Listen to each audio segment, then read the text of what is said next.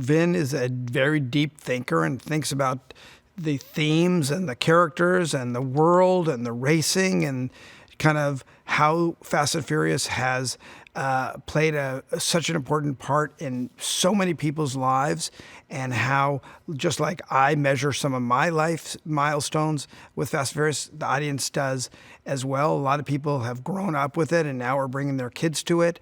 And I think he really realizes the importance of it, and kind of how we were one of the first people to actually bring multicultural casts together and allow for kind of an in point for so many different people, so many races and cultures.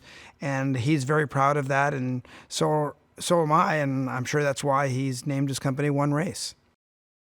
It's tremendous that between Charlize Theron, Helen Mirren, Brie Larson, and Rita Moreno, that we were lucky enough to have 4 Academy Award winning actresses in this movie. I never thought Fast and Furious 10 would have 4 Academy Award winning actresses in it, but I'm very proud that they're here, and they really were additive and have made the movie and the series even better.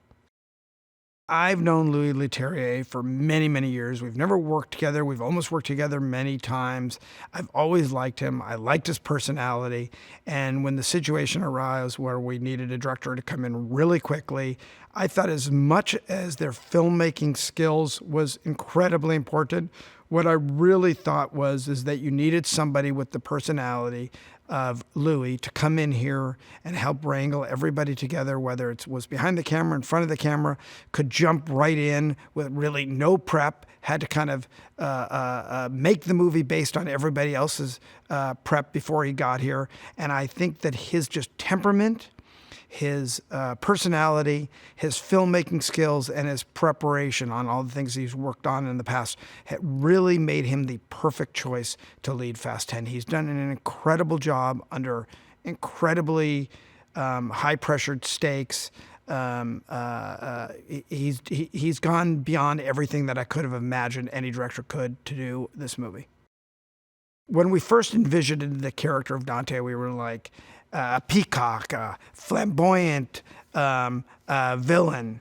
And when we started really talking about who that could be, there was very few people that could do that. And Jason was the first person we really kind of honed in on. We went to him. He was excited about it, and he brought his A game. You can talk about characters like the Joker and so on, but it's very hard to get those performances that actually kind of fit into the tone of what a Fast and Furious movie is. But he was able to take that extravagance, those eccentricities, and make them fit into a Fast and Furious, and also give us a villain that we had never seen in a Fast and Furious movie before. And I think it's incredibly fresh. I can't wait to see what else he can do in future installments. And he was a joy to work with. He came with his A game every day, and he came with great, fresh ideas. In fact, there was one thing where he said to us, "I want my car to be purple." And I'm like, "I don't know, Jason, purple car?" And then Dennis McCarthy, our car guy, they did the car, and I was like, he was right. He was right. It's a beautiful car, beautiful color, and it fit his character tremendously. We're always looking for what canon we have in the previous movies that we can carry over to the next movies. And, it's hard to up the stakes. It's hard to create new villains. It's much better when you actually have history. And unbeknownst to Vin, he had a lot of history with Dante's character. He just didn't know it. And I think it was lucky that we were able to come up with that backstory between the two of them, and it really made sense. It also harkened back to one of my favorite sequences in any of the Fast and Furiouses, which was the vault chase scene in 5. I remember standing on the street in Puerto Rico as we were shooting that vault chase, and I just couldn't believe that any government would allow us to actually pull a vault down the street and rip up their streets. And thank you, Puerto Rico, for letting us do that. But it was, as a producer, it was like, wow, we're actually doing this, and we're doing it real.